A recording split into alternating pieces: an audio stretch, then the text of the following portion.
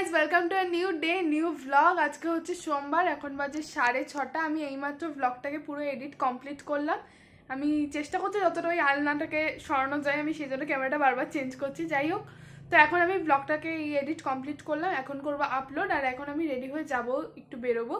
আমার বেরোনোর কোনো ইচ্ছে ছিল না, বাবা বললো যে চল চল, সেজন্যই যাচ্ছি আর কি। এখন আনতে যাবো একটু রোল, কারণ একটু রোল খেতে ইচ্ছা করছে আর কি। অনেক দিন ধরেই, আমি 3-4 দিন ধরেই বলছি যে রোল খেতে খেতে মানে রোল খেতে ইচ্ছা করছে আর কি।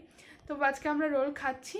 তো বাবাকে বললাম যে তুমি গিয়ে নিয়ে আসো, আমি আর যাবো না, কিন্তু বাবা বললো যে থাক চল। আমি তাই যাচ্ছি, আর আমার 2-3টে জিনিস লাগবে ক্রাফটের, তো সেই সমস্ত জিনিসগুলো একেবারে কিনে আনবো। তো চল, এখানে আমি আর বোন রেডি হচ্ছি। বাবা অলরেডি দেখতেই পাচ্ছ পেছনে রেডি হয়ে দাঁড়িয়ে রয়েছে। আজকে এই চুলটা ছাড়াতেই কষ্ট হয়ে গেছে, কারণ দেখো রবিবার দিনই শ্যাম্পু করেছিলাম, কিন্তু সোমবার মঙ্গলবার এই দুদিনেই আমার চুলের অবস্থা এরকম হয়ে গেছে। তার কারণ একটাই, ওই যে আমরা তো স্কুলের রুমে এতদিন প্র্যাকটিস করেছি না, আর সেই রুমের ফ্লোরটা যতই ঝাড় দেওয়া হোক সেখানে তো ধুলো ধুলো থাকেই, তো চুল একেবারে আঠা হয়ে গেছে। মানে চুলের একদম শোচনীয় অবস্থা। আমি তো কালকে স্কুলে যাব না, কারণ গা হাত পায়ে বিভৎস ব্যথা, মানে হাঁটা চলা করার মতো কন্ডিশনও নেই। এবার তাই ভাবছি যে কালকে যখন স্কুলেই যাব না, কালকেই তাই শ্যাম্পুটা দিয়ে নেব। বাইরের আকাশটা দেখতে পেয়েছো কি সুন্দর লাগছে? যদিও আমার আকাশ সবসময় ভালো লাগে, মানে লোকে শুনলে আমাকে পাগল ভাববে। আমার খুব গরমের যে রোদে ভরা আকাশ, মানে ধরো বৈশাখ জ্যৈষ্ঠ মাসের, আমার সেটা দেখতেও খুব ভালো লাগে। যাই হোক, দেখো কথা বলতে বলতে গাড়িতে তেলও ভরানো হয়ে গেছে। এখন আমরা গেছি স্টেশনারির দোকানে। বোন দেখতে পাচ্ছ হাতে কতগুলো পেন ধরে রয়েছে, ও ওগুলো সব কটাতে রিফিল বদলাবে। আর আমার কিছু জিনিস নেওয়ার ছিল, একটা কাজ রয়েছে তাই। তো একটা ব্ল্যাক চার্ট পেপার, একটা কার্টিস পেপার, আর কিছু কিছু জিনিস নিয়ে নিলাম। বোন একদম অধীর আগ্রহে ছিল যে ওটা কখন হবে।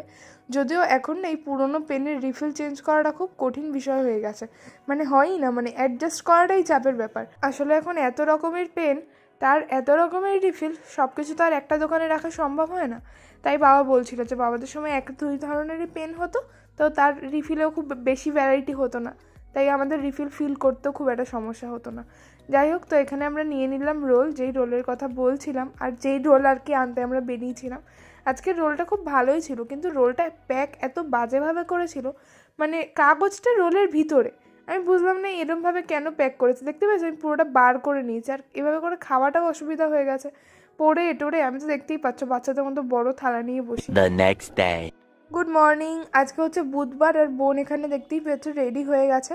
আমি আর আজকে স্কুলে যাব না, তাই একদম সকাল থেকে দারুণ মুডে ছিলাম। আজকে বোনেরও বিশাল মজা, কারণ ও তো ড্রেসিং টেবিলটা পুরো একার মতো একা পেয়ে গেছে। বোন যতক্ষণ রেডি হচ্ছে ততক্ষণ আমি তোমাদের সাথে একটু গল্প করি। বরং তোমাদেরকে যেমন লাস্ট ব্লগটায় বললাম না যে আমরা ওয়ার্কশপে কী করেছি, বা আমরা স্টেজ করার দিন কত মজা করেছি, সেগুলো তোমাদেরকে বলবো।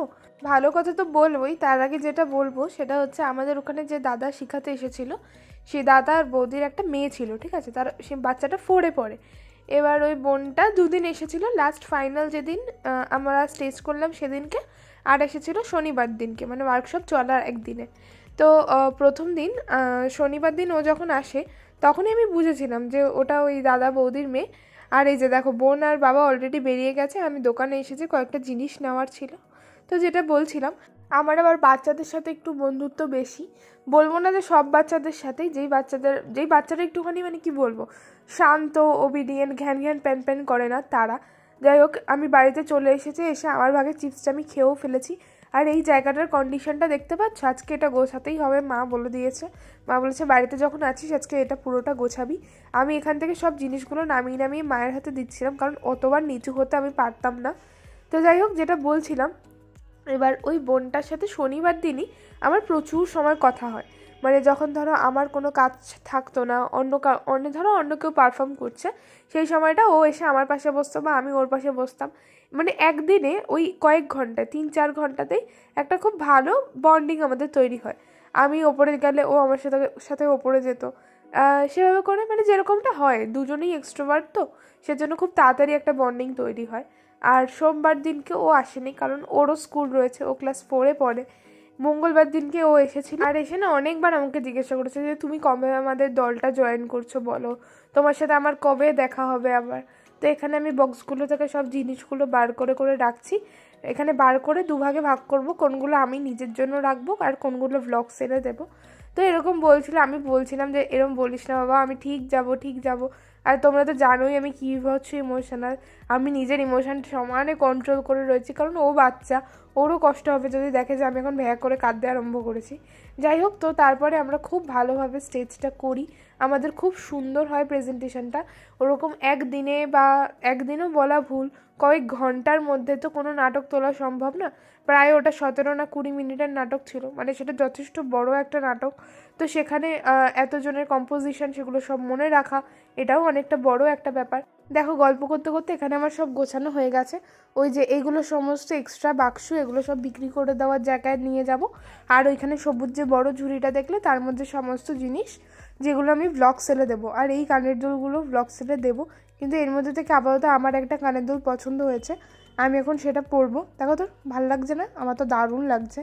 তো আমাদের স্টেজ করার পর আমাদের যে সার্টিফিকেটটা, মানে এই যে ওয়ার্কশপটা করলাম যে তার সার্টিফিকেট, সেটা ডিস্ট্রিবিউশন হতো। আমরা আমাদের কাজটা সেরে আমরা স্টেজের সামনে, মানে স্টেজ বলতে আমাদের সেদিনকে রুমের মধ্যে পারফর্ম করতে হয়েছিল, কারণ যখন তখন বৃষ্টি নামতে পারতো, তাই আমরা বাইরের স্টেজে কিছু করতে পারতাম না। তো আমরা বসেছি মতো ও পিছন থেকে আমাকে জড়িয়ে ধরেছে। ব্যাস, জড়িয়ে যেই ধরেছে আমিও অমনি, বুঝতেই পারছো যে কী হয়েছে, আমিও কেঁদে দিয়েছি। ও বলছে কি আই মিস ইউ, আমি তোমাকে খুব মিস করবো, এই সমস্ত বলছে। আর আমি বলছি কি যে আমি প্রথমে বুঝতে দিইনি যে আমি কাঁদছি, আমি ঠিক আছে আমি যাবো, তো এরম করিস না। এই যে এই শিট মাস্কটা রাখলাম আমি নিজে ইউজ করবো তাই, আর ওই যে সিরামটা ওইটাও আমার নিজের ইউজের। এটাকে এখন ফ্রিজে ঢোকাবো, দেখি আজকালকের মধ্যেই হয়তো অ্যাপ্লাই করব। তারপরে বৌদি ছিল, বৌদিকেও একই কথা বললাম যে কবে যে আমাদের আবার দেখা হবে। তো যাই হোক, এভাবে করে একটা আমাদের হঠাৎ করে তৈরি হওয়া বন্ডিং, নিশ্চয়ই আবার কোনোদিন দেখা হবে। আর শেষে যে দুজনে মিলে কি কান্নাকাটি করেছি, আমি যদি পরে কোনো ফটো বা ভিডিও পাই আমি তোমাদের সাথে ব্লগে ঠিক শেয়ার করব। দুজনেই চরম এক্সট্রোভার্ট, দুজনেই চরম ইমোশনাল। শেষে ও আমাকে জড়িয়ে ধরে কাঁদছে, সবাই তখন লাস্ট টাইমটুকু এনজয় করছে, তখন ও আমাকে সমানে জড়িয়ে ধরে কাঁদছে, আর আমিও তাই। যাই হোক, আমি যদি পরে ছবি ভিডিও কিছু পাই তোমাদের সাথে শেয়ার করব। ওই সব গোছানোর পর এখানে মা বললো আজকেই বইয়ের তাক গোছাতে হবে, কারণ তুই আবার কবে করতে বসবি না বসবি, এরকম গোছাবে যখন তুমিই গোছাও, আমি সব এনে এনে দিচ্ছি। তো মাকে আমি দেখিয়ে দিচ্ছিলাম, মানে একদিকে ছোটো খাতা বড়ো খাতা যেভাবে করে হয় আর কি, তো গুছিয়ে টুছিয়ে রাখলাম। দেখো এটা আমি কি খুঁজে পেয়েছি, এটা হচ্ছে আমি যখন ক্লাস 8-এ পড়তাম, মানে 2020 সালের আমার অঙ্কের একটা খাতা। তখন না আমি খুব কার্সিপে লেখা প্র্যাকটিস করতাম, তাই দেখতে পাচ্ছ নামটা একটু বেঁকিয়ে চুরিয়ে লেখা। যাই হোক, এই খাতার সামনের পোর্শনটা এভাবে করে স্ট্যাপেল করে রাখা। আমি হয়তো খাতাটাকে পরে অন্য কোনো কাজে ইউজ করেছিলাম 2020 সালে, তো লকডাউন হয়ে গেছিলো, কিন্তু ফার্স্ট টাইম পরীক্ষাটা আমাদের হবে এটা ঠিক ছিল, তাই তার আগে এগুলো সব প্র্যাকটিস করেছি। এই যে লাল কালির যত দাগ দেখছো, এগুলো কিন্তু সব বোনের দেওয়া, কোনো টিচারই এত বড় বড় করে কাটা বা রাইট কিছুই দেয় না। আর এখানে সব কিছু আমি পরে দেখলাম, বোন যেগুলো কেটে রেখেছে সেগুলো সব ঠিক, মানে এগুলো বোন পরে টিচার খেলছে। দেখো, যেমন যে সকল লিখেছি আমি, সেটাকেও বোনের কাটতে লেগেছে। বোন খুব ভালোবাসে এটা করতে, আমার পুরনো খাতা ওর পুরনো খাতা এই সমস্ত নিয়ে করে। আর দেখো, এটা লকডাউনের পরের একটা ডায়লগ রাইটিং লেখা, মনে তো হচ্ছে তাই। হ্যাঁ, এটাই লকডাউনের মধ্যেই, মানে যখন লকডাউনের বাড়িতে বসে পড়তাম তখন কোনো একটা হোমওয়ার্ক ছিল, একটা বই নামাবো করে ভাবলাম যে একটা বই পড়বো। এবার আমি এত কনফিউজড হয়ে যাই বাবার বইয়ের এই তাক খুললে, আমি যে কী পড়বো আর কী পড়বো না সেটাই বুঝতে পারি না, কারণ এই সাগরের আমার 1%ও পড়া নেই। আমি যখন খুব বই পড়তাম, মানে ওই 6, 7, 8 আমি লাইব্রেরি থেকে বই নিয়েই পড়তাম। 6, 7টা তো গোটাটাই ওই স্কুলের লাইব্রেরি থেকে বই নিতাম। এখানে বই খুঁজে বার করছি যে কোনটা পড়া যেতে পারে, আর আমি দেখছি যে বাবার কত বই রয়েছে, মানে অর্ধেক বইয়ের আমি নামও জানি না। এই যে 4টে সবুজ দেখলে, ওটা হচ্ছে কথামৃত যে 4টে পার্ট হয় সেইটা। আর এটা হচ্ছে জীবনানন্দ দাশের একটা ওই প্রকাশিত অপ্রকাশিত কবিতা সমগ্র, এভাবে করে তো দেখা যাচ্ছে না, দেখো কি সুন্দর না বাইরের কভারটা। আমি এটা পড়বো, যদিও একটু বুঝতে সময় বেশি লাগে, কিন্তু আমার খুব ভালো লাগে যখন একবার এই কবিতাগুলো বুঝে যায়। এটা শক্তি চট্টোপাধ্যায়ের শ্রেষ্ঠ কবিতা। এখানে এই যে লাল কালারের 3টে বই দেখছো, সেই 3টে হচ্ছে শরৎচন্দ্র চট্টোপাধ্যায়ের যে উপন্যাস সমগ্র সেইটা। আর তার উপরে যেই 3টে বই ছিল, কি যেন দেখলাম, হ্যাঁ স্বামী বিবেকানন্দর কিছু একটা। আমি এখানে ক্যামেরাটাকে অনেক কষ্টে সেট করেছি। বাবার কাছে যেমন প্রচুর কবিতার বই, তেমন প্রচুর গল্পের বই। দেখো, কথা বলতে বলতেই এই দুটো হচ্ছে বঙ্কিম রচনাবলী, প্রথম খণ্ড আর দ্বিতীয় খণ্ড, দুটোই রয়েছে, যদিও আমার কিচ্ছু পড়া নেই। আর এটা হচ্ছে নামের অভিধান, চিত্তরঞ্জন মাইতির একটা বই, তাতে অনেক ইউনিক বাচ্চাদের নাম, প্লাস নামের মানেও রয়েছে। এটা আমার জন্মের আগে কেনা, এটা আমি শুনেছিলাম। আর এটা সঞ্চয়িতা, কারণ আমার বাবার প্রথম থেকেই ইচ্ছে ছিল যে আমার নামটা অন্তত একটু ইউনিক হবে, কারণ বাবার নামটা বাবার খুব একটা পছন্দের না, সেই জন্য বাবা চাইতো যে আমার নামটা একটু ইউনিক হোক। তাই জন্যই অনেক বই পড়েছিল, তখন তো আর এত গুগল টুগল অ্যাক্টিভ ছিল না এতটা, তো তাই অনেক বই টই পড়ে বাবা আমার নামটা রেখেছিল। আর এই হচ্ছে রবীন্দ্রনাথ ঠাকুরের উপন্যাস সমগ্র। দেখি কতদিন আমি এটা শেষ করতে পারি। এটা আমি নামালাম আমার জন্য আর কি, দেখি এবার কতদিন এটা শেষ করা যায়। যাই হোক, এবার সবগুলো বইকে গুছিয়ে রাখার পালা, নয়তো বাবার যেভাবে করে যেটা যেখানে রেখেছিল সেভাবে করে যদি সেটা সেখানে খুঁজে না পায়, তাহলে আমার তো খবর আছে, আর জীবনেই খুলতে দেবে না বাবার বইয়ের টাকা আমায়।